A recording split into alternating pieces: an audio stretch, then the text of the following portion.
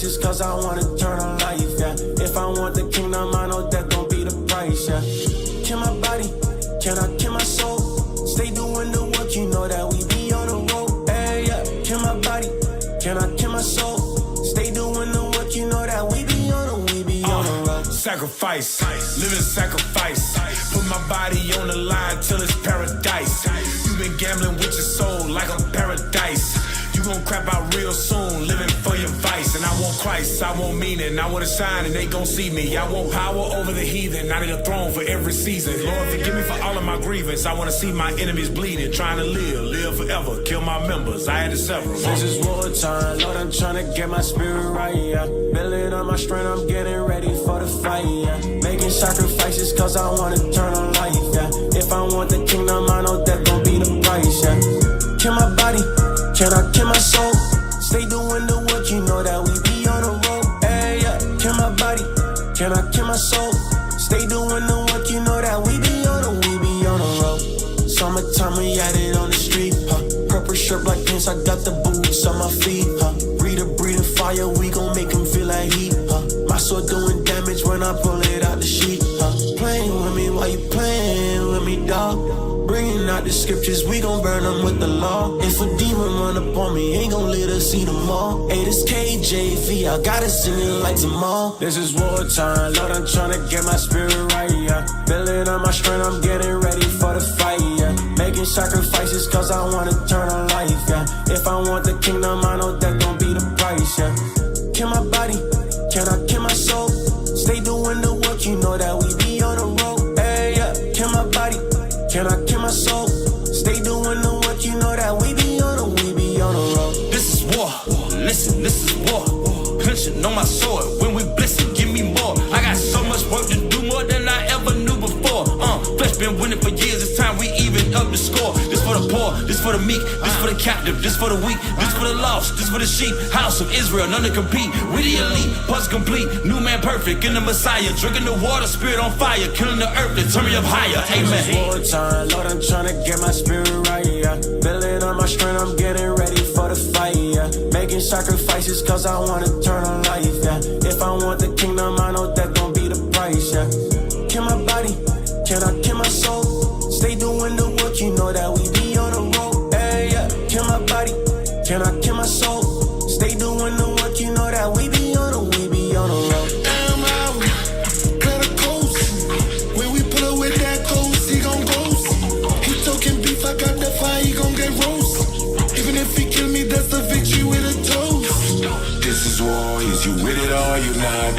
And if you with it, better give it all you got. Army of the living God, we never fold. 144 tough class, we on the road. This is wartime, Lord, I'm tryna get my spirit right, yeah. Building on my strength, I'm getting ready for the fight, yeah. Making sacrifices cause I want eternal life, yeah. If I want the kingdom, I know that gon' be the price, yeah. Kill my body, can I kill my soul? Stay doing the work, you know that we be on the road, hey, yeah. Kill my body, can I kill my soul? Stay doing the work, you know that we be on the road.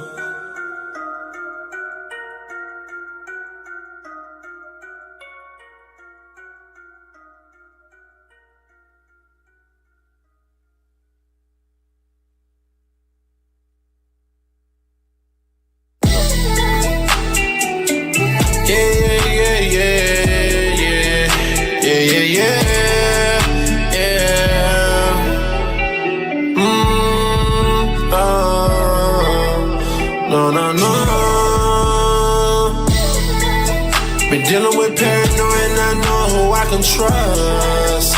Are they the fans or are they fam? Is it real love? My paranoia, I've been tripping lately, I've been trading my heart. I pray that we make it and I hope that we don't fall apart. Why am I paranoid?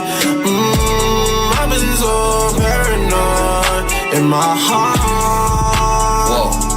Pray that we making it, don't fall apart. Yeah. I'm wondering, is it me?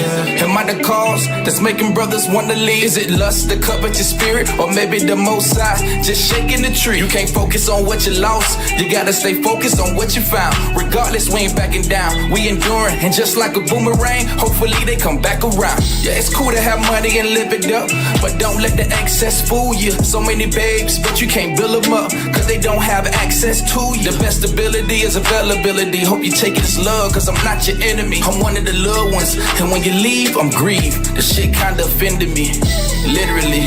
Been dealing with paranoia and I know who I can trust. Are they the fans or are they fam? Is it real love? My paranoia, I've been tripping lately, I've been trading my heart. I pray that we make it and I hope that we don't fall apart. Why am I paranoid?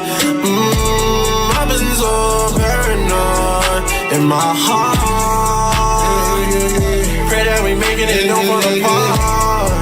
Yeah. Till Lord touchdown, I'm watching my six, get the blueprint. I'm laying my bricks when times get harder. Just turn to the Father, feeling paranoid. So I gotta move smarter. Can I trust you? Do I keep my guard up? Mine keep racing, so I lace my heart up. Running to and fro, cause my spirit on go. We send tears, gotta let them grow. Cryptic underwears, undercover on the low. Even in your house, so you got one fold. And do it through the fire, and we shine like gold. We can go flee, but prophets stay bold. We feel the truth, they feel them lies. They did with Judas, we the Messiahs. Been dealing with paranoia and I know who I can trust. Are they the fans or are they fam? Is it real love? My paranoia, I've been tripping lately, I've been trading my heart. I pray that we make it and I hope that we don't fall apart. Why am I paranoid? I've been so paranoid in my heart. Pray that we make it and don't fall apart.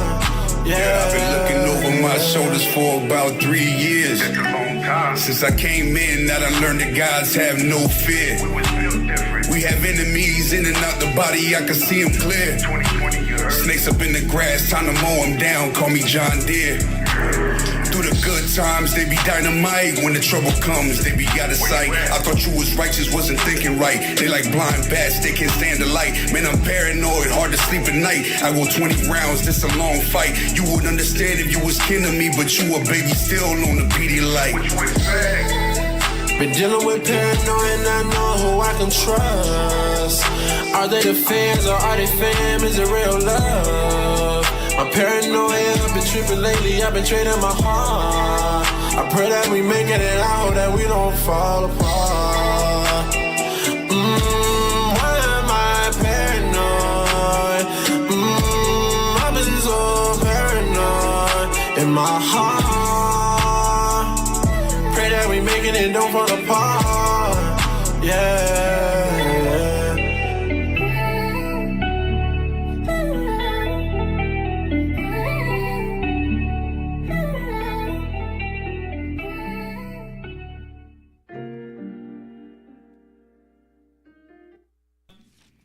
Shalom, shalom, Israel. Most High Christ bless. We're back with another episode of History in the AM. As always, let's get it started with Romans chapter 15, verse 4. Romans chapter 15 and verse 4. For whatsoever things were written aforetime were written for our learning. So as the scripture tells us that whatever was written before was written for our learning.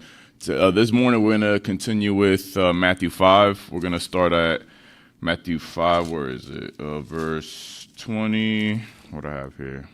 Verse 21. So we're going to continue with the breakdown of Matthew 5, which is the Sermon on the Mount, where Christ was first preaching. He started from chapter 4, when he was fasting. He started preaching the gospel, and then he started preaching in Matthew chapter 5. A lot of Christians take this chapter and they misconstrue it and twist it, thinking that Christ was teaching something new. But in reality, when you go back, read Romans 15, verse 4 again. Soldier. When you read the scriptures and when you understand the scriptures, when you understand the law, you will see what Christ was teaching was nothing different than what we read in what we call the Old Testament writings. Read. Romans chapter 15, verse 4. For whatsoever things were written aforetime were written for our learning. So these things were written for our learning. So when we're reading Matthew chapter 5, right, we're breaking this down. We're seeing that what he is talking about here, what he is preaching on that mount, is what was already being taught in the Old Testament. All right. So the what's the name of the class? The Sermon on the Mount, the deeper judgment of the law. All right. So let's go back to Matthew chapter 5, verse 21. Matthew chapter 5 and verse 21. Ye have heard that it was said by them of old time, Thou shalt not kill, and whosoever shall kill shall be in danger of the judgment. So give me Exodus chapter 20, verse 13. So you've heard from old time, that's the law, right? Exodus 20, verse 13, thou shalt not kill. Read. Exodus chapter 20 and verse 13. Thou shalt not kill. All right, give me Deuteronomy 5, verse 17. Deuteronomy chapter 5 and verse 17. Thou shalt not kill. All right, so you see in the law, right? Let's go back to Matthew 5. So Christ isn't speaking something new. He didn't come to speak his own words. He came to teach what is here already, the laws, all right? Read. Matthew chapter 5 and verse 21. Ye have heard that it was said by them of old time, Thou shalt not kill. Verse 20. Verse 20. Yeah, verse 20. For I say unto you, that except your righteousness shall exceed the righteousness of the scribes and Pharisees, ye shall in no case enter the kingdom of heaven. So Christ was letting us know, look, if you don't exceed the righteousness of the Pharisees, you're not going to get into the kingdom. Give me Matthew chapter 23, verse 23. So we have to understand what were the Pharisees doing or not doing that we have to exceed. Because Christ is telling us we have to do better than what the Pharisees were doing. All right, Matthew 23, verse 23. Matthew chapter 23, verse 23. Come on. Woe unto you, scribes and Pharisees, hypocrites, for ye pay tithe of mint and anise and cumin, and have omitted the weightier matters of the law, judgment, mercy, and faith. These ought ye have to have done, and not to leave the other undone. Now read verse 2 down to 4. Verse 2, saying, The scribes and the Pharisees sit in Moses' seat. All therefore whatsoever they bid you observe, that observe and do. But do not ye after their works, for they say, and do not. For they bid heavy burdens, and grievous to be borne, and lay them on men's shoulders, but they themselves will not move them with one of their fingers. So read verse 2 again and 3. Verse 2, saying, The scribes and the Pharisees sit in Moses' seat. All therefore whatsoever they bid you observe, they'll observe and do, but do not ye after their works, for they say and do not. So the Pharisees, what were they doing? They weren't keeping the law. They were preaching the law. They were teaching the law, but they themselves were not keeping the law. They weren't doing these things. So there's a misconception out there by our brothers and sisters, the Christians, the Catholics, and they think that the Pharisees were actually keeping the law. They were not. They were being deceptive. They were twisting scriptures, and they were adding their own traditions unto it. They were omitting judgment, faith, mercy. That's the things that they were omitting. They were not keeping. So when you go back to Matthew chapter 5, verse 20. Matthew chapter 5 and verse 20. For I say unto you, that except your righteousness shall exceed the righteousness of the scribes and Pharisees, ye shall in no case enter into the kingdom of heaven. Let's go to Deuteronomy 6, verse 5. So we have to exceed the righteousness of the Pharisees. It was a while ago, but in the Matthew 5 class I did prior, we went through that verse to see what it's actually talking about. Read. Matthew chapter 6 and verse 5. No. Deuteronomy 6 and 5. My bad. Deuteronomy chapter 6 and verse 5. And thou shalt love the Lord thy God with all thine heart and with all thy soul. So if you notice here, this law is telling us we have to love. Give me love.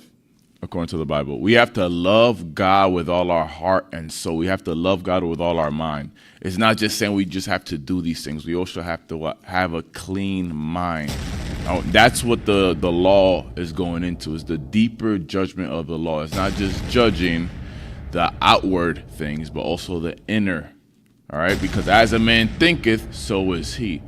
It's better to nip something in the butt in your mind than you now entertaining these things like we read in James, where you're tempted of your own lust. And if you keep entertaining that lust, that temptation, what's going to come out of it? You're going to bring forth what? You're going to conceive and bring forth sin. You're going to bring forth the action behind that thought if you keep entertaining it. All right? Read. 1 John chapter 5 and verse 3. For this is the love of God, that we keep his commandments. And his commandments are not grievous. That's the love of God. Give me Joshua chapter 1, verse 8. That is the love of God. That's what we're supposed to be having in our mind. That is in Corinthians about this is our weapon of war that we have to, cover ourselves with, cover our minds with, cover our thoughts with. Read. Joshua chapter 1 and verse 8. The scripture says, we got to bring every thought to the obedience of Christ. Read. This book of the law shall not depart out of thy mouth. So this book, this Bible, these words, the law, should not depart from your mouth. Read. But thou shalt meditate therein day and night. Notice the comparison. It went from this book of the law shall not depart from your mouth, but you should meditate therein day and night. Meaning the thought and your speech are connected. If whatever you're thinking about is what you're going to speak. All right, read. That thou mayest observe to do according to all that is written therein. And notice, it not just went into speech, but also your actions. So meditate on this day and night. Speak. It should not depart from your mouth so you can do them. So if you're meditating on something, you're going to eventually speak on it.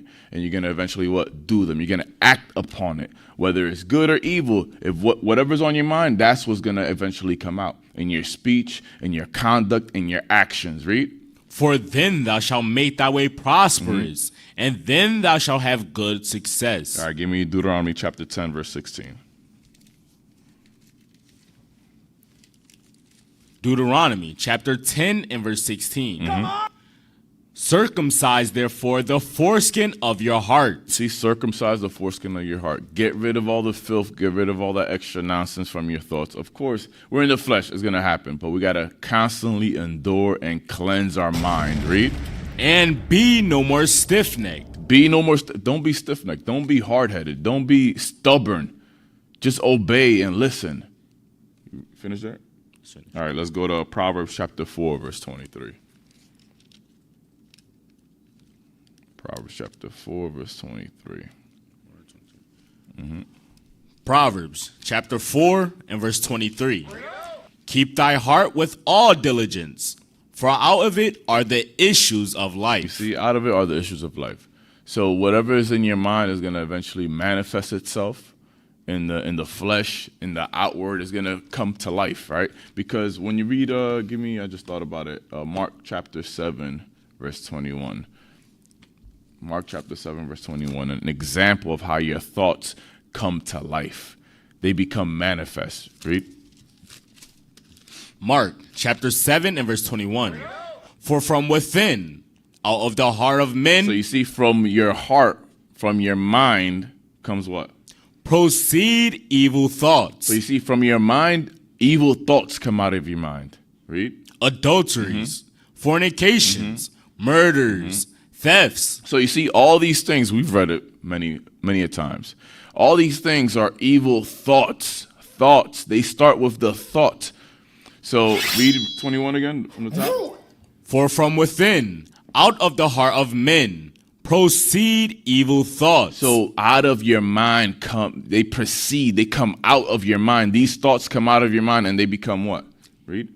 Evil thoughts. Read. Adulteries. And adultery started as an evil thought. Read. Fornication. Fornication started as an evil thought because you didn't circumcise your heart. Read. Murders. Murders is an evil thought that becomes manifest and becomes reality. Read. Thefts. Theft it starts as an evil thought. If you weren't thinking about stealing something, if you weren't covetous, you wouldn't have robbed that thing, that money or whatever it may be. You wouldn't have robbed that bank. You wouldn't have taken a soda from the shop or whatever it may be. Whatever minor thing it is.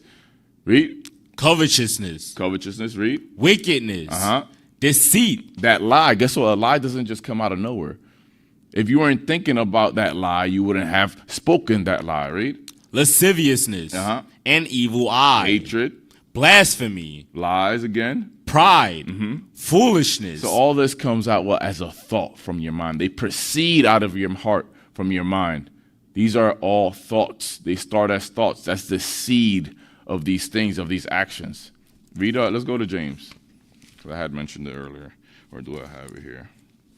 No, I don't. Let's go to James. Let's just touch on that real quick before we go back to Matthew 5. James 1:13. James chapter 1 and verse 13. Come on. Let no man say when he is tempted, I am tempted of God. For God cannot be tempted with evil, neither tempteth he any man. But every man is tempted when he is drawn away of his own lust. You see, you're drawn away of your own lust. Don't blame the Lord because you got tempted. You're drawn away of your own lust because you were entertaining something evil and you kept entertaining and you weren't getting rid of it. You weren't circumcising your heart. And what happened? Read. And enticed. You're enticed. You're entertaining it. You're enticed. You like it. You're flirting with this thought. Because it feels good to think about this, because it might be itching an emotion or a feeling that you like, that brother spoke to you some kind of way, or you got corrected, and now you're entertaining that evil, hateful thought in your mind for no reason. It's in your mind, and you're just not accepting it. You're not bringing into captivity every thought to the obedience of Christ. Because what's wrong with correction? Nothing. Does it hurt? Yes, it does. But if you know that, the scripture says we have to be corrected. We will be chastised, and the Lord uses leadership or whoever it may be to chastise us, right? And why are now we having, hatred towards somebody that's correcting us? And that's just one example when you're entertaining something evil. Guess what? It's not that person's fault. It's you. I always tell brothers, whenever you have some kind of emotional reaction, even if it's not outwardly expressed, if in your mind something cuts you or bothers you, you have to examine it to see, hey, there's something there. That's the Lord letting you know there's something there. Do not ignore it. Just like we read in Numbers with the spirit of jealousy, right? There's something there. Either there's something wrong with the woman or there's something going on with the man. But you can never ignore that emotional trigger, whether it's good or bad. There's something there. And the only way you'll find out is if you go through the scriptures. Filter your thoughts through the scriptures. Bring it to the obedience of Christ to let you know, hey, is this righteous? Is this evil? What's this about? What's going on? You're not going to know unless you go through the scriptures and let the Lord identify what's going on instead of you just going off of your own thoughts and mind. Because look at what we got based off of our own thoughts, based off of our own wisdom and understanding. Read. Then, when lust have conceived. So after you're enticed and you're entertaining that evil thought, lust is what? Conceived in you. So basically, you're taking the role of the woman when you're entertaining lust. Read. It bringeth forth sin. You bring forth sin because you're the one now utilized as the tool to commit this sin, to commit this action that you've been entertaining in your heart, this temptation. Read. And sin when it is finished. And when it's finished, when it's done with you, right? Just like a whore, right? That's in the street, it gets a one-night stand and then she gets sent away. When lust is finished with you, when your temptation is finished with you, read. Bringeth forth death. It brings forth death. Now you're just there. You're just laid out. Used and abused. Now you got that post-nut clarity, basically. Because you've been used and abused. And now you're like, oh, what did I do? Right? Let's go. Where were we before this? Proverbs. Now let's go back to Matthew. Matthew 5, verse 21 again. Matthew chapter 5 and verse 21. Come on. Ye have heard that it was said by them of old time, Thou shalt not kill. Yep. And whosoever shall kill shall be in danger of the judgment.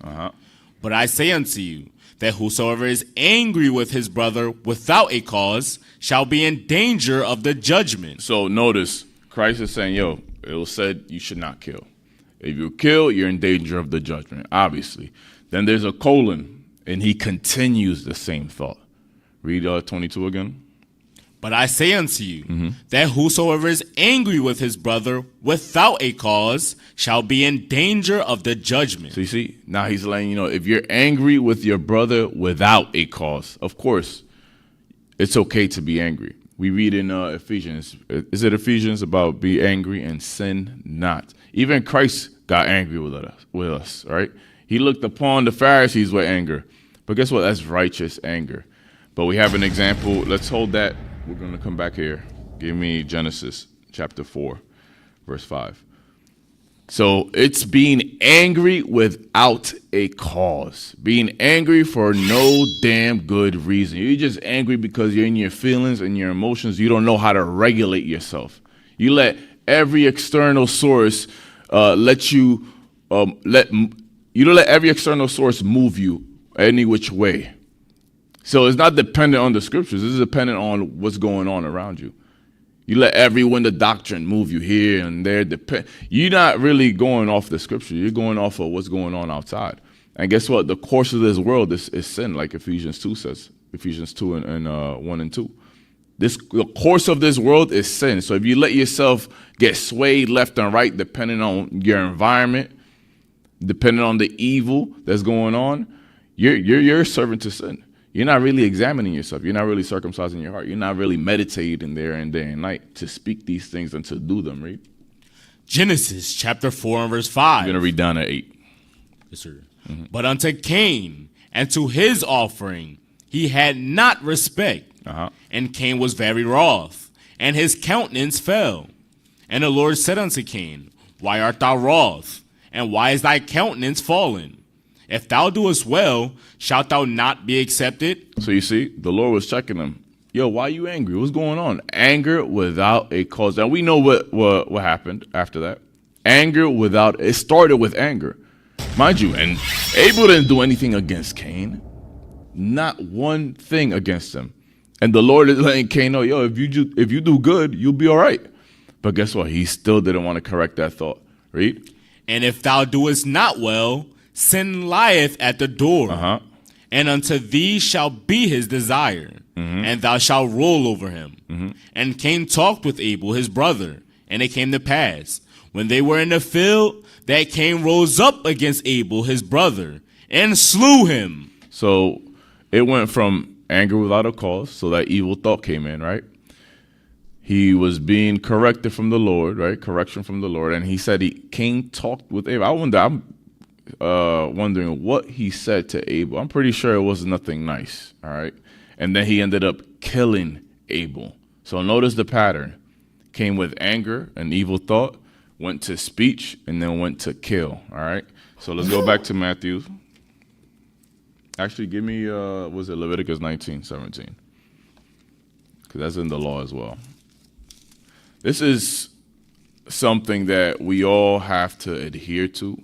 It's something that we all have to keep in mind, how to deal with one another. You don't really see a lot of brothers and sisters have trouble with keeping the dietary law or keeping the high holy days. None of these things, right? The fringes and whatnot. The main issue we have as a people is how we deal with one another. Are we dealing with one another according to the scriptures? When there is some kind of issue or matter that arises between a brother and sister, are we dealing with it according to the scripture? Are we applying Matthew 18 the right way? Are we going to that person one-on-one, or are we murmuring and gossiping to other people about what that person did? Did you go and confront the person? Did you go and confront your brother and sister about the matter? And when you do confront them about the matter, are you doing it with the intent to actually win them over? Or are you just doing it just to go through the motions? Because that's what the Pharisees would do. They just going through the motions just to get that person in trouble, just to get that person hung up. What's your intent behind it? There's a deeper judgment of the law. It's not just going through the motions. You have to go to your brother and sister to apply Matthew 18 with the intent. Like, you know what? I'm going to do this in the right spirit to win my brother or sister over, or whoever may be, because the whole thing is about reconciliation, coming back together, unity. All right. So we have to come into each situation in the right spirit and apply the scriptures accordingly. Read. Leviticus chapter 19 and verse 17. Thou shalt not hate thy brother in thine heart. Actually, look at this. Let's start at 16. Verse 16. Thou shalt not go up and down as a talebearer. You see, don't go up and down as a talebearer. Somebody did something to offend you. The first person that should know about it is the person that offended you. Don't go up and down talebearing, trying to get in people's ears to make them look at that person a certain kind of way. Because now you're spreading that evil spirit. Read. Among thy people. Among your people. Read. Neither shalt thou stand against the blood of thy neighbor. I am the Lord. Thou shalt not hate thy brother in thine heart. Because that's hatred. If you do that, that's hatred. We read in Proverbs that whoever that lie hurts, that person hates that person. Read. Thou shalt in any wise rebuke thy neighbor. You see, don't hate your brother in your heart, but rebuke him. If a person offended you, go and rebuke him. Go confront them and let them know, hey, look, so-and-so, you did this and I didn't like it. But your intent should be, you know what, let me win them over. Maybe they did it by mistake, unknowingly. Maybe they slipped in their tongue like we all do, right? But the whole point is to what? Win them over, read. And not suffer sin upon him. And don't suffer sin upon them, read. Thou shalt not avenge, nor bear any grudge against the children of thy people. But when you don't apply the scriptures to fix the issues amongst brothers, sisters, a wife, a husband, whatever it may be, you are holding a grudge. You have hatred, read. But thou shalt love thy neighbor as thyself. You got to put yourself in that situation, right? And give people the benefit of the doubt on top of that, all right? Let's go back. Actually, let's go to, I have here Deuteronomy 19. Just to show a difference, all right? We read in Matthew 5 about don't be angry without a cause. Don't be angry without a cause. There's a difference between being angry with a cause and without a cause. Deuteronomy 19, verse 4. Deuteronomy chapter 19, verse 4. And this is the case of the slayer, which shall flee thither, that he may live. Whoso killeth his neighbor ignorantly, whom he hateth not in time past. Wait, hold up. Read that again. Who killeth his neighbor ignorantly? Whoso killeth his neighbor ignorantly, whom he hated not in time past. So there's a difference if you kill your brother or sister in ignorance versus with intent. If you kill your brother or sister ignorantly, someone you never hated in the past, how would they know whether this person hated that person or not? Because it would be manifested. They would see arguments. They would hear murmurings and talebearings between the two people. So here, that's why you have a lot of when detectives go into investigating murders, they want to know, were there any arguments prior with anybody? Was there any kind of confrontation or some kind of argument, some kind of fight? What was going on? And if they find out that there was somebody they had an argument with, they go and question that person because they understand that, hey, there's hatred there. There might be a motive behind this person killing this other person or unaliving. I don't know if they're gonna flag whatever. It doesn't matter. Whether there's a motive there. How would they know? Because it would be manifested. How would we know back here in the law? Guess what? That's not Esau's thing. That's our thing. We know this because the Lord gave us this wisdom and understanding. So a person that kills his brother or sister ignorantly, someone they never hated in the past, they got along with each other. There was never an argument. They never spoke evil of one another. They never murmured, talebeared, gossip about one another. Everything was good. That's how you would know it was ignorantly. It wasn't on purpose. It wasn't purposeful. Read 4 again. And this is the case of the slayer, which shall flee thither, that he may live. Whoso killeth his neighbor ignorantly, whom he hated not in time past. Read. As when a man goeth into the wood with his neighbor to hew wood, and his hand fetcheth a stroke with the axe to cut down a tree, and the head slippeth from the helve, and lighteth upon his neighbor, that he die, he shall flee unto one of those cities and live. So it's basically saying it was an accident, right? Y'all working together, the axe slipped from the handle, and it hits your neighbor on the head, and they die, right? Read. Lest the avenger of the blood pursue the slayer. And there was cities of refuge throughout our land, that if someone that killed somebody ignorantly could go and flee to, all right, for refuge. Read. While his heart is hot, and overtake him, because the way is long, and slay him, whereas he was not worthy of death, and as much as he hated him not in time past. So you see, he is not worthy of death, not worthy of what? The judgment. Because remember, in Matthew 5, it says, don't be angry without a cause, without a cause. Here, this person is not, there's no hatred. It was ignorant. He's not worthy of death. It was an accident. All right? Let's go to Numbers 35, verse 20.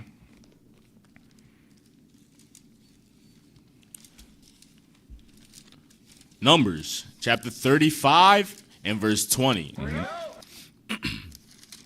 But if he thrust him of hatred. But if he kills a person out of hatred, out of anger, out of malice, out of a grudge, read. Or hurl at him by laying of weights, that he die. Premeditated. He planned something out. I'm going to set him up. I'm going to do this and that. And once he does this, I'm going to do that. And then this is going to happen. It's a setup. And then you want to come out and say, oh, you're innocent, this and that. No, you have hatred. All right? Read 20 again. But if he thrust him of hatred, or hurl at him by laying of weights, that he die. Or in enmity smite him with his hand, that he die. He that smote him shall surely be put to death. Now he's in danger of the judgment. Why? Because he was angry without a cause, and he committed this crime. Read. For he is a murderer. The revenger of blood shall slay the murderer when he meeteth him. All right, let's go now back to the new Mark 3, verse 5. It's an example of righteous anger. Mark chapter 3 and verse 5. And when he had looked round about on them with anger. Read, let's start at verse 1, just to get a little context behind it. Mark chapter 3 and verse 1. And he entered again into the synagogue, and there was a man there which had a withered hand. And they watched him, whether he would heal him on the Sabbath day. So they were watching Christ to see if he's going to heal this brother, their brother, on the Sabbath. Mind you, there's no law against healing on the Sabbath. Read. That they might accuse him. And he saith unto the man which he had withered with the withered hand, stand forth. And he saith unto him, and he saith unto them, is it lawful to do good on the Sabbath days? And also Christ knew about it. He knew the what was in their heart. So he told the brother, hey, stand up, and then he addressed them. Is it good to what? To do good. Is it lawful to do good on the Sabbath? So he's going back to what? The law. So he's letting them know, hey, is it lawful to do good on the Sabbath? Read. Or to do evil. Or to do evil. In this case, what's going on here? What's going on here? His intent is to heal the brother, his withered hand. And what's their intent? Evil, murder. So what's lawful? To heal or to kill? Read. To save life. To save life. Read. Or to kill. Or to kill. So what was in their mind? Murder, hatred, killing. Read. But they held their peace. And when he had looked round about on them with anger. Christ was so angry with them because it was such a simple and straightforward answer. What's wrong about doing good to save a life on the Sabbath, on the Lord's Sabbath? But they couldn't answer because of the hatred in their heart. So Christ was obviously angry with them for that foolishness, because that's what it was. It was a foolish thought they had. Read. being grieved for the hardness of their hearts. For the hardness of their hearts. Read. He saith unto the man, stretch forth thine hand. And he stretched it out, and his hand was restored, whole as the other. So his hand was restored. He saved his life. He healed him. There was nothing unlawful about that. You will not find a law against it. All right? Let's go back to Matthew 5. Let's read verse 22 again. Matthew chapter 5 and verse 22. But I say unto you, that whosoever is angry with his brother without a cause shall be in danger of the judgment. And whosoever shall say to his brother, Rakah, shall be in danger of the council. Give me Ephesians 4:26. So Rakah is just like it says here in the Bible, vain fellow, right? It's just a form of contempt. You're revealing your hatred towards that brother by saying Rakah, you vain fellow, or you're nothing, basically, right? Meaning it's going into speech. Now you're not just angry anymore in your mind. That anger is coming out of your mouth now. You're showing your contempt, your hatred towards that person, your brother, your sister, whoever it may be. Read. Ephesians chapter 4 and verse 26. Be ye angry and sin not. So be angry, but don't sin. You have to have righteous anger. Don't let your anger control you and dictate how you move. You have to let the scriptures dictate how you move. Read. Let not the sun go down upon your wrath. Don't let your understanding wither away just because you're emotional and you're angry. Read. You finished there? Yes, 26? All right, let's go back. Let's go to Proverbs 14.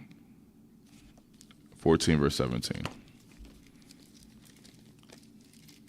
Proverbs chapter 14 and verse 17. He that is soon angry dealeth foolishly. And a man of wicked devices is hated. Read the first part again. He that is soon angry dealeth foolishly. So he that is soon angry deal foolishly. You have to control your emotions. You have to control your anger. Let's go to 1632. 1632. Proverbs chapter 16 and verse 32. He that is slow to anger is better than the mighty, and he that ruleth his spirit than he that taketh a city. So you have to, for example, if we were reading in Numbers 35, if you murder somebody, if you kill somebody out of hatred, where did that hatred come from? It came from some kind of interaction that occurred and it wasn't dealt with properly. It wasn't resolved properly according to the Bible. So you let it fester, you kept entertaining it, like we read in James 1. You kept entertaining it, and it manifests itself in its speech. Probably started murmuring, you started tale-bearing, you started gossiping, you started spreading lies, you started contingency talk, like leadership says. You started doing all these things, and then it turned into what? Actions. And then it turned into that murder, all right? Let's go, where were we? Read that again, 32. He that is slow to anger is better than a mighty, and he that ruleth his spirit than he that taketh a city. All right, give me Sirach 27, verse 30. Sirach chapter 27, verse 30. Sirach chapter 27 and verse 30. Malice and wrath, even these are abominations, and the sinful man shall have them both. You see, the sinful man shall have malice and wrath. The sinful man is going to be meditating not on the law, but on malice and wrath, on hatred. Instead of resolving issues, he's thinking about, I hate that brother, I hate that sister. What can I do to make them fall? What can I do to set them up? That's what's in your mind. And then you're also justifying yourself in your own thoughts instead of just letting it go, man. Resolving it according to the scriptures. Just do what you got to do. Do it the right way. Let it go. All right? Let's go to 28 and 1 right here. Sirach chapter 20 and verse 1. 28 verse 1. 28 verse 1. Sirach chapter 28 and verse 1. He that revengeth shall find vengeance from the Lord, and he will surely keep his sins in remembrance. See, if you want forgiveness, you have to also extend that forgiveness to your own brothers and sisters.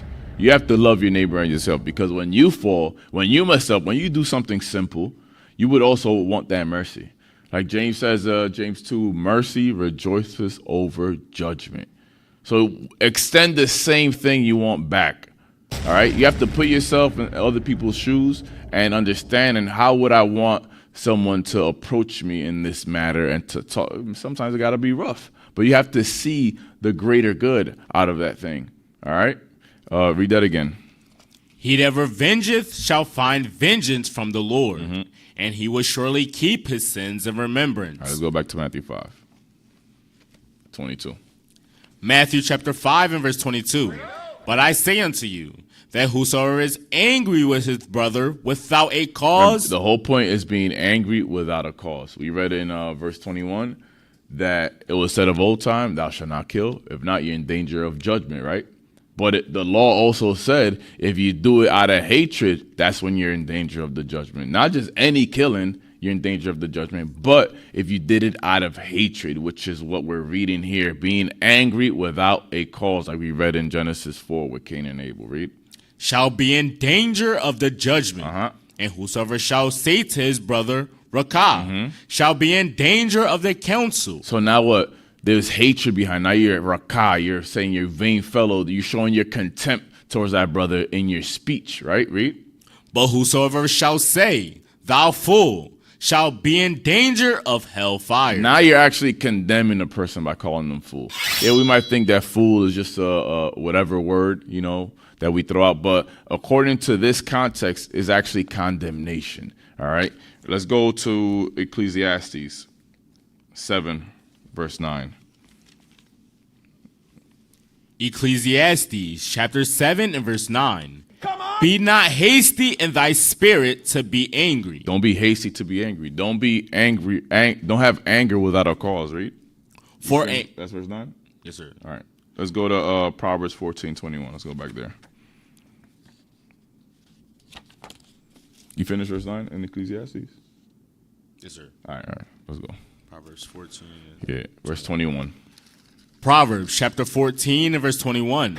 He that despiseth his neighbor sinneth, but he that have mercy on the poor, happy is he. He that has mercy on the poor, happy is he. Why? You're not expressing your hatred.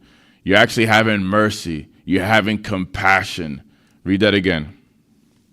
He that despiseth his neighbor sinneth, but he that have mercy on the poor, happy is he. You have mercy on the poor. You're actually speaking pleasant words to restore the brother or the sister or whoever it may be. All right? Let's go now. We read James. Let's go to Matthew. Oh, you didn't finish it? Oh, my bad. Go ahead. Ecclesiastes chapter 7 verse 9. Be not hasty in thy spirit to be angry, for anger resteth in the bosom of fools. You see, anger rests in the bosom of fools. So anger is what makes you eventually a fool if you keep entertaining it.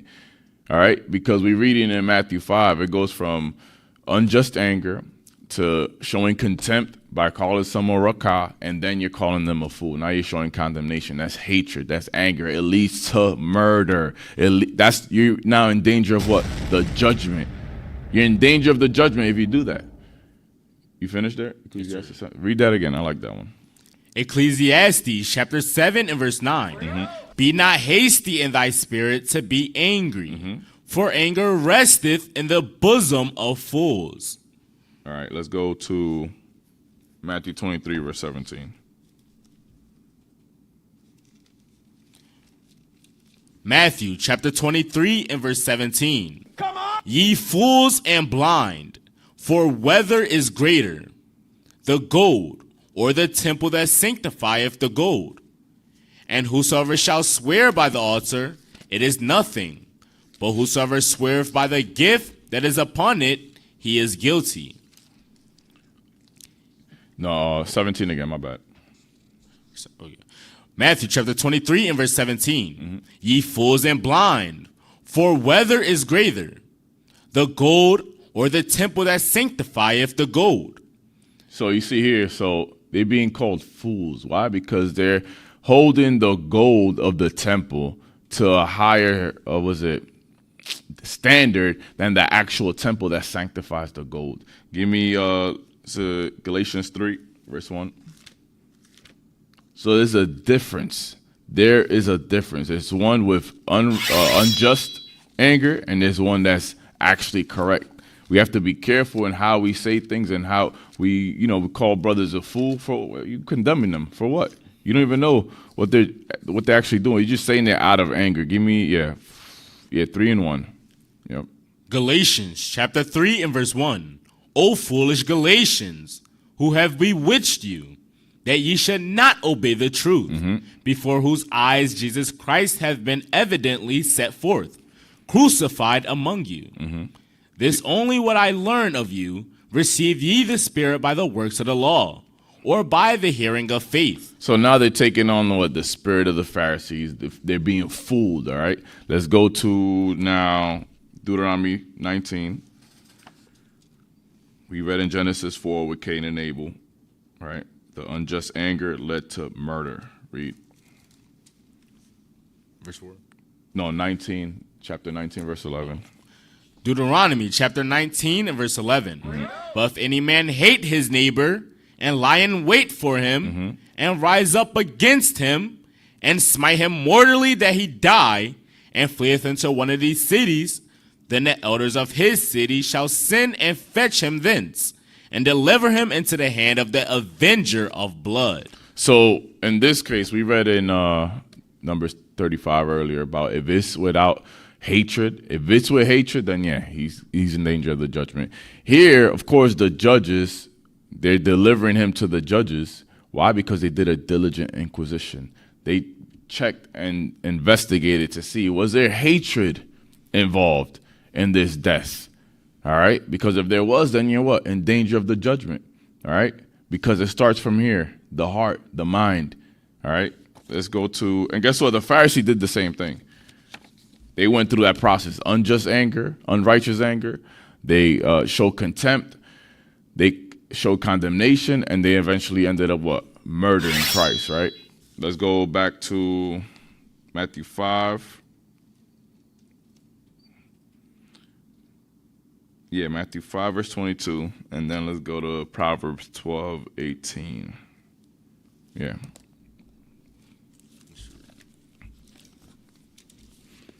Matthew chapter 5 and verse 22. But I say unto you, that whosoever is angry with his brother without a cause shall be in danger of the judgment. And whosoever shall say to his brother, Rakah, shall be in danger of the council. But whosoever shall say, Thou fool, shall be in danger of hellfire. Proverbs 12:18, and then give me 1 John 3:15. Proverbs chapter 12 and verse 18. Come on. There is that speaketh like the piercings of a sword, but the tongue of the wise is health. Read it again. There is that speaketh like the piercings of a sword, but the tongue of the wise is health. Actually, let me see. Start at 16. A fool's wrath is presently known. A fool's wrath is presently known. Verse 16. A fool's wrath is presently known, but a prudent man covereth shame. So a fool's wrath is presently known because he's going to be speaking evil. He's going to be speaking all that vile nonsense. His hatred is going to be known. You're going to know whether that murder was caused out of hatred. They had an argument. He was speaking evil of the brother. That's what the fool does. The fool can't control his mind, his thoughts. He can't meditate therein day and night on what? The scriptures to bring into captivity every thought to the obedience of Christ. Read. There is that. But a prudent man, my bad. But a prudent man covereth shame. But a prudent man covers that shame, covers that hatred with what? The scriptures. He actually goes through the scriptures and makes sure, this thought is evil. Let me not entertain it. Let me deal with this righteously. That's what a prudent man does. It's not to say that you're not going to come across some evil thought. It happens. We're in the flesh. But how are you going to deal with it? Are you going to correct it, or are you going to keep entertaining it? And you're going to allow yourself to be enticed and therefore bring forth what? Sin. Because now you're conceiving out of your own lust and temptations. And now you want to blame somebody else because of what's in your mind, because you couldn't control your thoughts. You couldn't apply the scriptures to your thought. You couldn't circumcise your heart. You couldn't love God with all your heart and soul. Read. He that speaketh truth showeth forth righteousness. Because you see, you speak in truth. The prudent man speaketh truth. They're showing forth righteousness. He's doing what the scripture says, right? But a false witness deceit. But a false witness, that fool from verse 16, he's showing forth what? His wrath, his deceit, his lies. That's hurting the person that lie is being spoken of, right? There is that speaketh like the piercings of a sword. It's like a sword. You're murdering your brother. That's the initial steps of murder. Anger without a cause, speaking evil of somebody without a cause. Right? But the tongue of the wise is health. But the tongue of the wise is health, because they're meditating therein day and night. This law is not departing out of their mouth. Read. The lip of truth shall be established forever, but a lying tongue is but for a moment. But a lying tongue is just but for a moment. When we read in Leviticus 19 that we read, we started at 16. Even verse 15 is about what? Do righteous judgment. Don't lie. Don't bear false witness. This all goes into what? Anger. Unrighteous anger, right? Unrighteous, unjust anger. Anger without a cause. Because now you're lying on somebody because you have some kind of hatred towards them. Why not just tell the truth? Actually, let's go to Leviticus 19:15. Leviticus chapter 19 and verse 15. Ye shall do no unrighteous in judgment. Thou shalt not respect the person of the poor, nor honor the person of the mighty. You see, that's partiality, right? That's partiality in judgment, in the law. If you're partial, that's hatred. That is hatred. So you have to, especially as leaders, we have to be careful and not being partial, because that's one of the seeds of hatred, being partial, because, oh, that's your friend, that's not this and that. No, that is partiality, that is hatred. That's why when we keep reading actually. But in righteousness shalt thou judge thy neighbor. Thou shalt not go up and down as a talebearer among thy people, neither shalt thou stand against the blood of thy neighbor. I am the Lord. Thou shalt not hate thy brother in thine heart. You see, it's all flowing. It's all flowing. It all has to do with the same spirit, all right? So here in the law is letting you know different ways that spirit could be manifested, that spirit of hatred. And you might not be thinking it's hatred. You might be fooling yourself thinking, oh, this is just this and that. No, it's actually hatred. We have to start identifying these spirits early on so we don't entertain them. Because if we know, oh, partiality, that's hatred, that's murder, you're not going to entertain it. All right, let's go back. Oh, 1 John 3, right? 1 John 3:15. 1 John chapter 3, verse 15. 1 John chapter 3 and verse 15. Whosoever hateth his brother is a murderer. And ye know that no murderer hath eternal life abiding in him. See, so hatred, murder, plain and simple. So we have to identify these things early on so we could see the magnitude and how serious these things are when it comes to us entertaining these thoughts. All right, let's go back to Matthew chapter 5. Read 22 again and down to 23. Down to 24, actually. Matthew chapter 5 and verse 22. But I say unto you that whosoever is angry with his brother without a cause shall be in danger of the judgment. And whosoever shall say to his brother, Rakah, shall be in danger of the council. But whosoever shall say, thou fool, shall be in danger of hellfire. Therefore, if thou bring thy gift to the altar, and there be rememberest, that therefore, if thou take your time. Therefore, if thou bring thy gift to the altar, and there rememberest that thy brother hath aught against thee. Against thee. So therefore, if thou bring thy gift to the altar, you're bringing a sacrifice, an offering to the Lord. You're coming to the temple, you're bringing a peace offering or this or that, whatever kind of offering in order to atone for something, in order to reconcile yourself to the Lord. You bring in an offering to the Lord because you love the Lord is a law at that time and whatnot. You're bringing in an offering, right? In this case, today would be you come into the Sabbath. Your body is a living sacrifice, right? Give me that in Romans. I'm going to bring it to today, right? You're bringing yourself, right? You're presenting yourself. You're keeping the commandments. As far as, let's say, the Sabbath, you're coming to Camp 101. You're doing the Lord's work. You're blitzing. You're going here. You're doing that. Read. Is it 12 and 2? Romans chapter 12 and verse 1. I beseech you, therefore, brethren, by the mercies of God, that ye present your bodies a living sacrifice. A gift, a sacrifice at the altar, read. Holy, acceptable unto God, which is your reasonable service. So let's go now back to Matthew 5, verse 23. Matthew chapter 5 and verse 23. Therefore, if thou bring thy gift to the altar, and there rememberest that thy brother have aught against thee. So you come into the Sabbath. You drive an hour, 2 hours, 3 hours to come keep the Sabbath. You drive 16 hours plus to go blitz. You're doing this, you're doing that. You're staying up late to edit videos. You waking up early to do a class for the diaspora, this and that. Yet, you, in your mind, you know there's something going on between me and this person, this brother, this sister. But you keep doing the work, read. Leave there thy gift before the altar, and go thy way. First be reconciled to thy brother, and then come and offer thy gift. Yo, first deal righteously. Go speak to the person. Go speak to your brother. Go speak to your sister. Reconcile. Fix the issue. Address the matter according to the scriptures. Because when we read in Corinthians, we're not going to go there, about charity, you could be doing all these great works, but you have no charity, no love for your neighbor, you have hatred in your heart, you're nothing.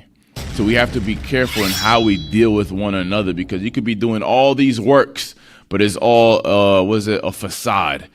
It's also just to be seen of men. And, oh, look at what I know. Look at what I could do. Look what I have. Whatever it may be, we have to be careful in how we move and how we deal with one another according to the scriptures, because everything we do could be for naught, could be for no reason. Actually, there's, let me see, is it, Paul had mentioned, I think it's Galatians, shooting from the hip. But no, it's not there. Okay, yeah. Galatians 2, verse, well, I want to start at verse 2. Just read verse 2, yeah. Galatians chapter 2 and verse 2. And I went up by revelation and communicated unto them that gospel which I preach among the Gentiles, but privately to them which were of reputation. So he went to the apostles, Peter and so forth, read. Lest by any means I should run or had run in vain. Meaning, or I should have run in vain. Meaning, if he didn't follow that structure and order that Christ has set up, Peter as the head apostle, if he didn't report back to Peter, if he didn't show Peter the letters and the epistles he was writing to the Galatians and the Ephesians and all that, those of Philippi, if he didn't do these things and check in, right, he would have been doing all the mighty works that he did. And guess what? Like he said, he was as wise or probably even wiser than any of the other apostles. He did a lot of works. He went through a lot of trials and tribulations. And mind you, if he wasn't doing things the right way in the right spirit, he would have been what? Running in vain. It would have been for nothing. So you had to do it the right way. So yeah, you could be doing all these mighty works. You keeping the Sabbath, you going to camp, you're doing this, or the sisters doing the kitchen work, this and that. But you have hatred in your heart. That's all. You're doing all that stuff in vain. All for nothing. So we have to be careful in how we move. What's the intent in our mind? And guess what? As men, we may not really see what's in people's minds. We only could tell if the Lord puts a spirit on leadership, on whoever it is, on us, to see that hatred in that person's heart being revealed. It makes itself manifest either in speech or in his actions. But in reality, you should know what's in your mind. So as the prudent person, like we read in Proverbs, you're going to hide that shame because it's a shame. You're going to correct it with the scriptures. Because if not, all the works you're doing is in vain. All right? Where were we at? We were at Matthew 5, right? Sure. Go back to Matthew 5, verse 23 again. Matthew chapter 5 and verse 23. Therefore, if thou bring thy gift to the altar, and there rememberest that thy brother had aught against thee, leave there thy gift before the altar, and go thy way. First be reconciled to thy brother, and then come and offer thy gift. First, fix the issues amongst each other. Fix your issues. Don't come now, you're in the Sabbath and you smiling with everybody else. Meanwhile, you got hatred. There's an issue between y'all two, and y'all not fixing it. All right? Let's go to Leviticus 6 from 1 through 7. See where Christ is getting this from. Leviticus chapter 6 and verse 1. And the Lord spake unto Moses, saying, If a soul sin, and commit a trespass against the Lord, and lie unto his neighbor, and that which was delivered him to keep, or in fellowship, or in a thing taken away by violence. So notice where it says, right? Let me get there. It says, if a soul sin and trespass against the Lord by doing what? Lying to his neighbor. So when you lie to your neighbor, you're trespassing against the Lord. You're not just trespassing against your neighbor. Read. Or in a thing taken away by violence, or have deceived his neighbor, or have found that which was lost, and lieth concerning it, and sweareth falsely, and any of all these that a man doeth, sinning therein. So, because, for example, you find something that's not yours and you keep it. If the person comes forth and says, hey, anybody found this, that, and the third, and you want to keep quiet, and you have it, you better. The law says, give it back. Give it back. If you see something that's not yours and you have it, the possession of your neighbor, whenever you see your neighbor, or it comes forth that, hey, this is your neighbor's property, you have to give it back. That's what the law states. Read. Then it shall be, because he hath sinned, and is guilty, that he shall restore that which he took violently away, or the thing which he had done deceitfully gotten, or that which was delivered him to keep, or the lost thing which he found, or all that about which he has sworn falsely. So you have to fix the issue first. Restore, fix the issue. Read. He shall even restore it in the principal, and shall add the fifth part more thereto, and give it unto him to whom it appertaineth, in the day of his trespass offering. And he shall bring his trespass offering unto the Lord. So the day the issue is fixed, restored, restoration is made, everything is fixed, that's the day you come and give your offering to the Lord. Read. A ram without blemish out of the flock, with thy estimation for a trespass offering unto the priest. Read verse 7. And the priest shall make an atonement for him before the Lord, and it shall be forgiven him for anything of all that he had done in trespassing therein. So likewise with Christ. Christ, he's our sacrifice. But if you're misusing that sacrifice and you have hatred in your heart without a cause, you have anger, unrighteous anger, anger without a cause, you have contempt and hatred for your brother, not even Christ's sacrifice is enough. You're misusing, you're spitting on Christ's grave. You're trampling on his sacrifice. All right? So you got to be careful with that. Let's go to Numbers chapter 5. Numbers 5, verse 6 and 7. Numbers chapter 5 and verse 6. Speak unto the children of Israel, when a man or woman shall commit any sin that men commit, to do a trespass against the Lord, and that person be guilty, then they shall confess their sin which they have done, and he shall recompense his trespass with the principal thereof, and add unto it the fifth part thereof, and give it unto him against whom he have trespassed. So you see, a trespass against your neighbor is a trespass against the Lord. It's a sin against the Lord. So it's one and the same. You do something against your neighbor, but then you think you're going to go and offer and worship the Lord and go into the altar. That makes no sense. You're being a hypocrite. That's what the Pharisees were doing. They had a whole bunch of hatred in their heart, but yet they were honoring the gold of the temple. They were honoring the gifts on the altar. They were stealing the inheritance of the widow by doing long prayers and loving the uppermost part in the feast, the seat, and this and that. It was all vainglory. And we're supposed to take heed to these things and avoid them, because our righteousness has to surpass their righteousness. They had unjust anger. They had contempt in their heart. They had hatred in their heart. They condemned the innocent, like Christ was always telling them why they condemning the innocent. All right? We finished there, right? Verse 7? Yes, sir. Let's skip that one. Actually, let's just read one of them. 1 Samuel 15:22. Because Christ makes mention of it in Matthew as well. Matthew 12, I believe. But read that 1 Samuel 15:22.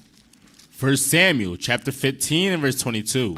And Samuel said, hath the Lord as great delight in burnt offerings and sacrifices, as in obeying the voice of the Lord? Behold, to obey is better than sacrifice. Yo, to obey, to reconcile with your brother, love your neighbor as yourself, is better than you just coming and bringing a sacrifice. Give me Matthew 12, verse 7.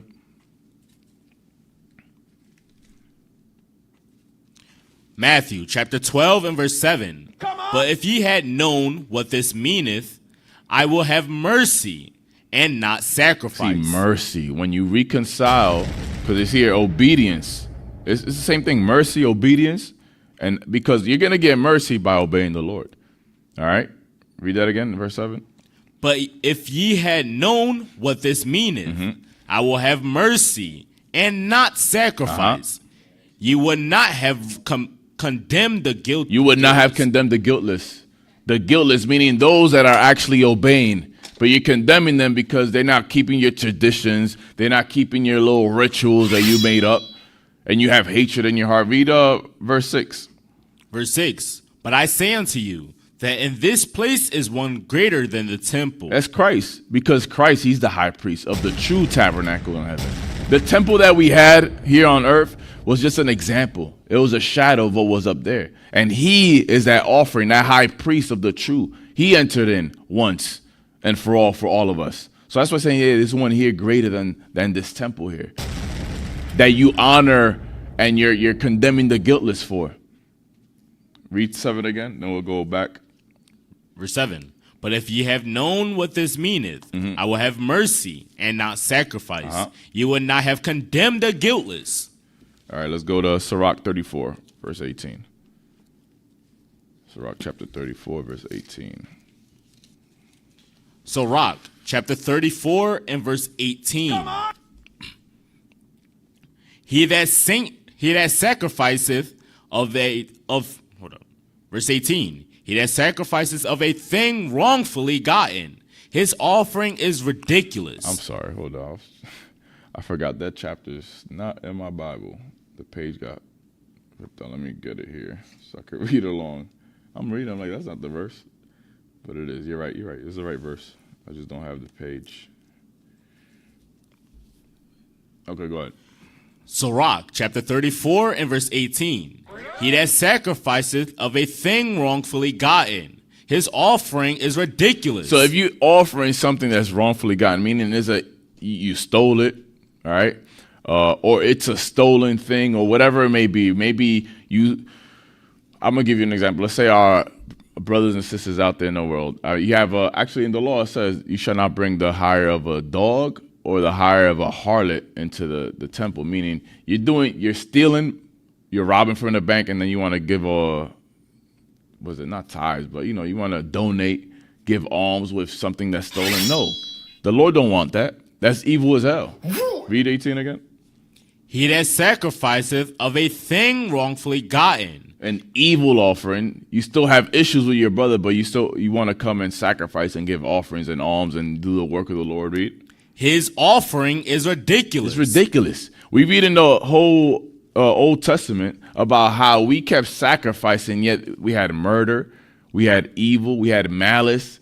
We did all these evil things towards one another, but yet the Lord did not accept our sacrifices. He didn't accept our feast days because of the evil that was amongst us. Read. And the gifts of unjust men are not accepted. So the point is, you can't hide your hatred with keeping the other laws. You can't hide your hatred just because you show up on the Sabbath. You can't hide your hatred because you go to camp, or because you go to Camp 101, or because you teach the brothers and this and that. No, you can't hide your hatred by doing it. You have to actually fix your issue. It's not how they say, I'll have it here. You can't use it to cover up injustice, all right? You can't use all these things to cover up the hatred that's in you. You got to fix these things and push forward. Reconcile. Don't have hatred in your heart. That's why Christ said the two greatest commandments: love God with all your heart and soul, and the second one is likewise the same: love your neighbor as yourself. And actually, Christ said, it's not new, but he said, love your neighbor, or love one another as I have loved you. Because in actuality, he's the only one that actually kept that law. So now he's telling us, we got to love one another like he loved us, which is basically he was keeping Leviticus 19:17. He didn't hold a grudge. He didn't have hatred. He corrected us when need be, and he didn't have unjust anger towards us. All right, let's go now to Deuteronomy 23 and 18, that law. Deuteronomy chapter 23 and verse 18. Thou shalt not bring the hire of a whore or the price of a dog into the house of the Lord thy God for any vow. You see, you can't just be bringing things just because, let's say you steal $1 million and you want to give it as alms. No, the Lord doesn't accept that. Just because it's a good offering, no, he's not accepting that thing. You better off returning it. He'd rather have obedience than sacrifice. Obedience. But guess what? I remember I had gone to, I think it was last year. I had gone to, was it Alabama, Mobile, Alabama for Mardi Gras. There was a bunch of evil going on, of course. But what I remember is some of the churches, or one of the churches at least down there, Christian church, they were selling, was it condoms or something? I think it was condoms or something to do with, no, it was condoms. They were selling condoms to the people out there. And they say, we got to bring some kind of funds to the church. The Lord does not accept that. You are basically telling people to keep fornicating. You're telling people go fornicate, commit adultery, spread diseases, and you're facilitating these things, and you're justifying that by saying we got to bring some funds for the church. They took that as a fundraiser for their church. That's evil. A lot of we've also seen videos. I'm pretty sure some of y'all know about how there's some churches and pastors saying, look, about selling weed in the church to bring in funds. That's happened too. That's another thing that's being done. The Lord don't like that thing at all. All right. Are we at Deuteronomy 23:18? So let's go back to Matthew 5. I don't think I'll be able to finish this. Let's just run through it. Verse 25. Yep. Matthew. Actually, read 24 again down to 25. I don't want to lose the thought. Matthew chapter 5 and verse 24. Come on. Leave there thy gift before the altar, and go thy way. First be reconciled to thy brother, and then come and offer thy gift. Agree with thine adversary quickly, whilst thou art in the way with him. So your adversary is your own brother. There's an issue between you and said person, right? Your neighbor. Your adversaries, right? You have David and Saul. They were enemies. They were adversaries, right? Lest at any time the adversary deliver thee to the judge. So now, meaning here is letting you know, deal with the issue between one another. All right, agree one another, reconcile, come together with the intent of fixing the problem before what happens. Read that part. Lest at any time. Lest at any time the adversary deliver thee to the judge. Lest before now the matter, that personal issue between y'all two, gets increased, and now the leadership of the school is getting involved. Read. And the judge deliver thee to the officer, and thou be cast into prison. Now you get into trouble. Now you're getting reprimanded. Now you're getting blasted. Now you turn into a class on the Sabbath. by the bishop and the deacons. Because why? You couldn't reconcile your differences between your brother and or sister in the school, in your house, or whatever it may be. You want to be selfish and thinking about yourself. That's all you want to do. Hey, reconcile. Hey, your adversaries right now, there's y'all dealing with each other as enemies. Hey, come together according to the scriptures. Reconcile your differences. Deal with each other rightly before it goes to leadership. Before now, because you can't deal with one another, now it's affecting other people in the body. Deal with your personal issues one with another. Don't ignore it. Don't just brush it off. There's an issue, hey, address it with the right spirit. Don't do it with the spirit and I'm trying to get this person in trouble. That's not the right spirit to do it in. Read 25 again. Verse 25. Agree with thine adversary quickly, whilst thou art in the way with him, lest at any time the adversary deliver thee to the judge, and the judge deliver thee to the officer, and thou be cast into prison. Give me Deuteronomy 25. And, of course, this also applies to you in, let's say you're driving, and you ran the red light, or you sped. A lot of the times, the police officer, if you're honest with them, they'll let you off with a warning because you were honest. But if you become combative and you're not accepting what's going on, they're gonna probably add another ticket in there somewhere. They might because you're not dealing in the right spirit, you're dealing in falsehood and lies. The Lord might put a spirit of anger on that police officer, and then you're the next statistic on the news, the next black person that got shot and killed because you weren't dealing in the right spirit. Read. 25, verse 1. My bad. Deuteronomy chapter 25, verse 1. If there be a controversy between men, and they come unto judgment, that the judges may judge them, then they shall justify the righteous and condemn the wicked. So this is a personal issue. There's a controversy between men, and they come because they couldn't reconcile. They couldn't fix the matter amongst each other, so they're going to the judges. It's being elevated to the next step. Give me Proverbs 25. 25 verse 8. Proverbs chapter 25 and verse 8. Go not forth hastily to strive, lest thou know not what to do in the end thereof. My bad. Hold on, let me get it. 25 verse 8. We're going to read down to 10. Read verse 8 again. Verse 8. Go not forth hastily to strive, lest thou know not what to do in the end thereof, when thy neighbor have put thee to shame. When your neighbors put you to, don't be so quick to try to get somebody in trouble. Don't be so quick to jump to conclusions. Before now, you're trying to get somebody else in trouble because you're in your emotions, but your trash comes out. Your BS comes out, and now you're in trouble. And now you're like, wait, it wasn't meant to turn out this way. Why am I in trouble now? Because you didn't consider. You're like, wait, well, how about all the issues I got?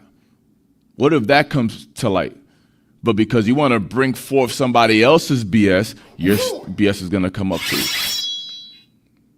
Because you didn't want to have mercy, you don't want to reconcile. Guess what? That mercy you had at that time you had to fix the issues you had, now it's going to come to light. It's going to be brought forth. Now you're getting in trouble for it. Because there's times where you're getting away with some evil, whether it's some evil thought, hatred in your heart, or whatever it may be, and all that gets brought to light because you couldn't reconcile your differences with your brother because you had hatred. You had unjust anger with him. You couldn't agree with your adversary to fix the issue. Now it's being brought forth to the judge, to leadership. All right? Read. Debate thy cause with thy neighbor himself, and discover not a secret to another. Because now you're bringing, instead of reconciling with your brother, leadership never knew you had hatred for that said person, but now because you couldn't reconcile, now it's being revealed, hey, look, you have hatred because you didn't know how to deal with the matter. Read. Lest he that heareth it put thee to shame, and thine infamy turn not away. All right, let's go to Sirach 18, verse 20. Sirach chapter 18 and verse 20. Before judgment, examine thyself. Before you go and judge somebody, before you want to bring your brother and or sister to judgment, to leadership over a personal controversy. I'm talking about a personal controversy, and I'm not talking about a sin. Oh, you know that person sinned, and you get. No, you got to bring forth. You got to speak up. Hey, this person did this. They stole. They committed adultery. You're not going to hide sin. But I'm talking about a personal matter between a brother and or sister or brother, whatever, brothers, neighbors. There's a controversy between y'all two, and y'all can't reconcile. You trying to get somebody in trouble. You trying to get somebody hemmed up with leadership and the congregation. Read that. Before judgment, examine thyself. Examine yourself. Examine yourself, because your issue is going to come out too. Are you ready for that? Are you ready to take on whatever rebuke that's going to come forth? Because that's what you're basically saying. Let's bring it all out to the table. But guess what? A lot of times it's really hard for us as a people to reflect upon our own self, to look within, to examine ourselves. Because that's what mercy rejoices over judgment. Reconcile the matter. Deal right with your neighbor.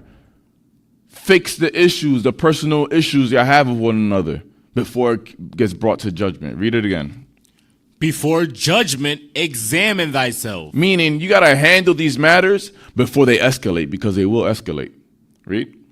And in the day of visitation, thou shalt find mercy. You see? And in the day of visitation, in the day of God's judgment, you'll get mercy. You'll get mercy from him because you knew how to deal rightly with your neighbor. All right? Let's go back to Matthew 5. Matthew chapter 5 and verse 25. Agree with thine adversary quickly, whilst thou art in the way with him, lest at any time the adversary deliver thee to the judge, and the judge deliver thee to the officer, and thou be cast into prison. Verily I say unto thee, thou shalt by no means come out thence, till thou hast paid the uttermost farthing. Farthing, yep. Read. Ye have heard that it was said by them of old time, thou shalt not commit adultery. We know it said Exodus 20. We're not going to read that, but Exodus 20 verse 14, Deuteronomy 5:18, do not commit adultery, right? Read. But I say unto you, that whosoever looketh on a woman to lust after her hath committed adultery with her already in his heart. Read it again. Take your time. Matthew chapter 5 and verse 28. But I say unto you, that whosoever looketh on a woman to lust after her hath committed adultery with her already in his heart. So notice what it's saying, that whosoever looks on a woman to lust after her has committed adultery with her already in his heart. So remember the same thought process. Unrighteous anger, or a cow, fool, turns to murder. You can't reconcile with your neighbor. So here now is going into basically covetousness, sexual lasciviousness and whatnot, evil, concupiscence. So here is saying you look, but your look has the intent of what? Lust. What's the intent of that look? Because look, in this world, this day and age, all the evil is out. Sisters half naked, brothers, oh God, there's all this craziness. You can't avoid, but what's your intent behind looking at these people? Are you driving by, you see somebody half naked? Are you staring? Are you stopping? Are you crashing your car because you weren't paying attention to the road? Are you watching porn? I mean, of course, you freaking scroll. That's why I hate social media. You scroll through social media, and a lot of times that's all you see. All this evil. But you can't avoid it, basically. But what's your intent behind the look? What's in your mind? What are you meditating on? Read again, 28. But I say unto you, that whosoever looketh on a woman to lust after her. That look, the intent of the look has covetousness behind it, right? You're imagining these things in your mind, right? Read. Hath committed adultery with her already in his heart. And now that's turning into what? Desire. You're desiring that sister. That's not even yours. That's not your wife. Why are you desiring that thing? That's covetousness, which you read in Exodus chapter 20, verse 17. Thou shalt not covet. Give me Romans 7, because Paul mentioned this too. I think 7, verse 7. Romans chapter 7 and verse 7. What shall we say then? Is the law sin? God forbid. Nay, I had not known sin, but by the law. For I had not known lust, except the law hath said, thou shalt not covet. So the law isn't sin. The law reveals the sin in you. That's why these Christians nowadays, they don't like the law, and they preach, a lot of them preach against it. I'm not going to say all of them, but a lot of them preach against it because the law reveals the evil in you. It reveals all the dirt in your mind. It reveals how evil we really are. The law does that. Is it sin because it does that? No, it's just shining a light in a dark place. That's all it's doing. It's our job to now clean ourselves from all the evil. All right? Instead of just hiding it and continuing in the evil.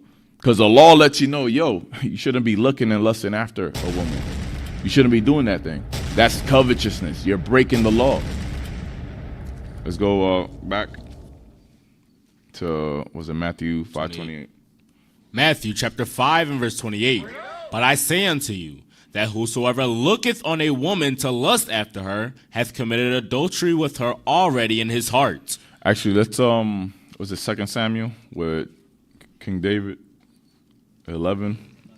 Yeah, I think in the beginning of the chapter. Let me get there. 2 Samuel 11. Let me start at verse 1. Yeah. 2 Samuel chapter 11 and verse 1. And it came to pass, after the year was expired. Start verse 2. Let's just get to the point here. And it came to pass in evening tide. At evening tide, yep. That David arose from off his bed and walked upon the roof of the king's house. And from the roof he saw a woman washing herself. And the woman was very beautiful to look upon. So notice this, the words that are being used. He looked and he saw a woman washing herself, right? How do you know she was beautiful? Because he was not just, it wasn't just a sweeping gaze. He was staring. Yo, she's nice. She looks good. No. If I see somebody's washing, you could tell if they're washing, if they're nude. Like, no, I'm not looking that way. How you know she's beautiful? He was looking at her. He was staring. Read. And David sent and inquired after the woman. So it said that the woman was very beautiful to look upon. So not only did he see her, he stared, he really looked, and he desired her beauty. Read. And three again, my bad. And David sent and inquired after the woman. So now he actually sent after her. Read. And one said, is not this Bathsheba, the daughter of Eliam, Yep. the wife of Uriah the Hittite? And David sent messengers and took her, and she came in unto him, and he lay with her. For she was purified from her uncleanliness, and she returned unto her house. So he waited until after her uncleanness was purified of. So the whole point is it went from looking to desiring her to now what? Committing adultery, all because of what started with your intent. Was your intent? It wasn't the look itself. It was, why'd you keep looking? Why'd you start desiring her? She's not yours. She's another man's wife. All right, let's go to Genesis 39 with Joseph. Give you a righteous example on how to deal with these things. 39 verse 7 down to 12. Genesis chapter 39 and verse 7. And it came to pass after these things that his master's wife cast her eyes upon Joseph, and she said, lie with me. But he refused, and said unto his master's wife, behold, my master wotteth not what is with me in the house, and he hath committed all that he hath to my hand. There is none greater in this house than I, neither hath he kept back anything from me but thee, because thou art his wife. But then can I do this great wickedness, and sin against God? And it came to pass, as she spake to Joseph day by day. So listen to what's going on. She approached him, and he didn't entertain the thought. He's like, no, I can't do this. This is evil. This is evil. You're his wife. I can't do this. This is wickedness. And then it says here, where were we just now? Verse 10 again. And it came to pass, as she spake to Joseph day by day. Day by day, she's trying to get him. Day by day. You think she's just speaking to him the same way that she was speaking to him the day before? No, she's increasing her attempts, meaning she might be starting wearing a skimpy outfit. She might come out in her towel to try to entice him to what? Commit adultery. That's what she's doing. That's what's going on. So day by day, she's doing more and more and more in order to try to lure him into committing adultery with her. Day by day. This wasn't just a one-time thing. She was doing it over and over and over and attempting, and he kept what? Denying. He was not entertaining her. Read. That he hearkened not unto her, to lie by her, or to be with her. She might have, Potiphar might have been out doing some work, and she said, oh, come have dinner with me. He's like, nah, I'm not doing it. Oh, come have a drink with me. No, I'm not doing it. I'm busy. I got to do this. I'm dealing with this matter. He kept himself busy to avoid being with her, to avoid being alone with her, and she kept trying and trying and trying. Read. And it came to pass about this time that Joseph went into the house to do his business. He went to the house to do his business, his work. Read. And there was none of the men of the house there within. And there was nobody else in the house but him and her. Read. And she caught him by his garment, saying, lie with me. And he left his garment in her hand and fled and got him out. And he fled. He's like, I'm out of here. Yo, there's nobody here. It's just you and me. No, I'm gone. I ain't staying here. I'm not entertaining this. Because he knew what it would lead to. If he had entertained that thought, he knew what it would lead to. So you're like, I'm getting the hell up out of here. I'm getting the hell up out of Dodge. I'm not doing this wickedness. So as an example, you got to, as soon as that thought comes in, you got to push it away. You got to leave it. You might have to physically separate yourself from whatever is triggering that thought. You might have to do that. Just like Joseph did. He could only be in her vicinity when there was other people around. But hey, it's just you and me and you're Potiphar's wife. Nah, I got to get up out of here. This is a bad situation. All right. Let's go to Sirach 9, verse 5. Sirach, chapter 9 and verse 5. Gaze not on a maid, that thou fall not by the things that are precious in her. That you don't fall for the things that are precious in her, like King David did. All right, verse 8. Verse 8. Turn away thy eye from a beautiful woman, and look not upon another's beauty. For many have been deceived by the beauty of a woman. For herewith love is kindled as a fire. So you see, it's not saying, oh, don't look at people that, don't look at women that look good. It's saying, yo, be careful with the intent. Be careful, yo, you're freaking looking at and you're lusting, you're coveting. Because that's what your eyes, bro, I'm always looking around to make sure, I'm always making sure my surroundings are good.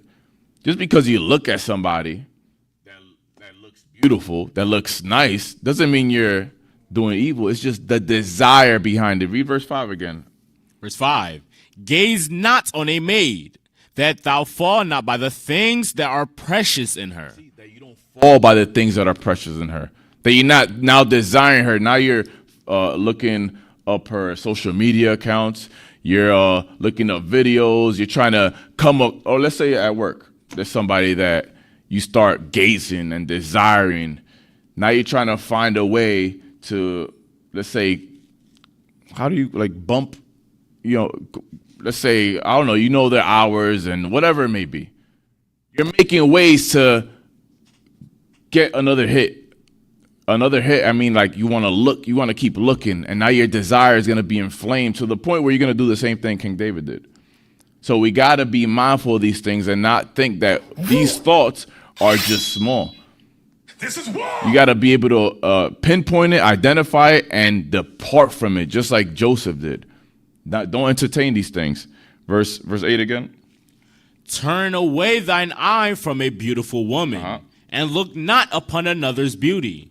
For many have deceived by the beauty of a woman.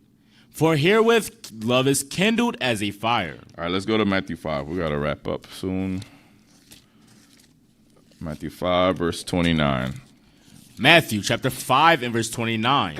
And if thy right eye offend thee, pluck it out, and cast it from thee. For it is profitable for thee that one of thy members shall perish, and not that thy whole body should be cast into hell. And if thy right hand offend thee, cut it off, and cast it from thee. For it is profitable for thee that one of thy members should perish, and not that thy whole body should be cast into hell. So it's basically letting you know here, yo, if whatever is causing you to sin, remember, sin starts with the thoughts you entertain. Don't entertain these things, because the whole point is, give me, was it Matthew? It's the same thing as Mark 7, but I want Matthew 15. Yeah, 15, 19. Matthew chapter Actually, start at 18.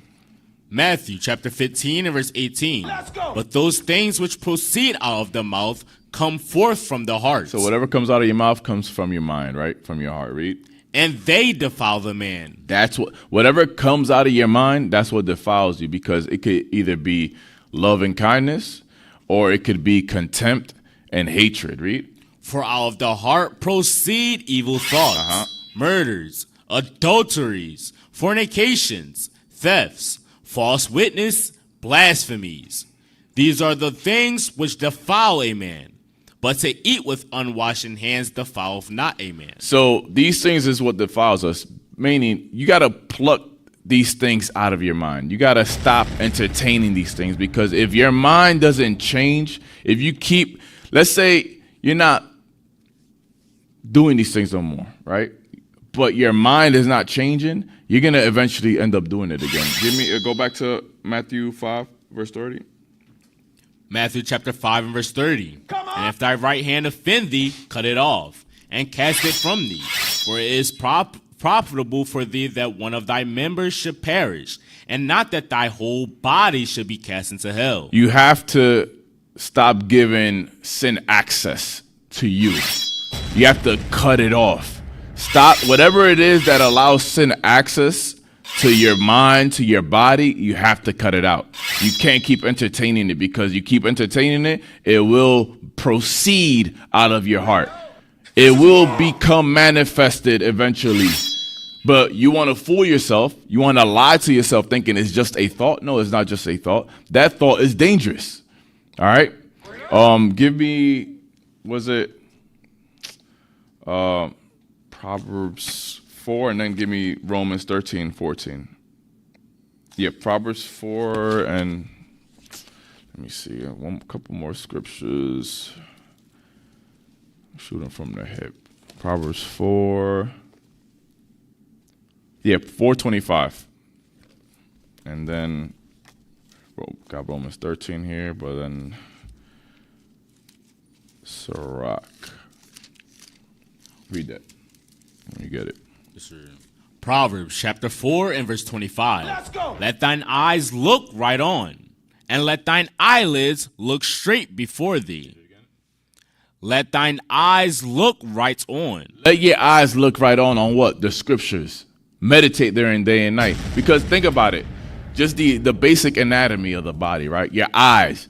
Is it your eyes that is really looking and seeing? No. The images we all see with our eyes is actually being created by our mind. All the eye does is allow light in. The light is let in, and then what? The signals and all this stuff, and then the mind is what creates the image that we see. So if you think about it, whatever we're looking on is what we're thinking about. So we have to be careful on what we look at. All right? Are we going to be able to avoid all the evil and look into the evil? No, we're not, because of the world we're in, the course of this world, right? Read 25 again. Let thine eyes look right on, and let thy eyelids look straight before thee. Meaning you have to make sure you're in these scriptures every single day, because if not, You slip to the left, to the right, hey, that path is narrow. You could easily fall if you keep entertaining that thought. Read. My bad. No, you're good. Ponder the path of thy feet. Because guess what? If your eyes are straight on, you're pondering the path of your feet. You're pondering on where you're going and what you're gonna do. You're looking ahead. This is what I'm gonna do. This is where I'm gonna go. This is the law I'm gonna keep. I could see if I keep entertaining this evil thought, this is where it's gonna end up being. Read. And let all thy ways be established. Turn not to the right hand nor to the left. Remove thy foot from evil. Remove your foot from evil. It all starts with what? Your eyes, your mind, what's in your heart. Because whatever comes out of the heart is what you're going to say, is what you're going to do. Sirach 21 verse 2. Sirach chapter 21 and verse 2. Flee from sin as from the face of a serpent.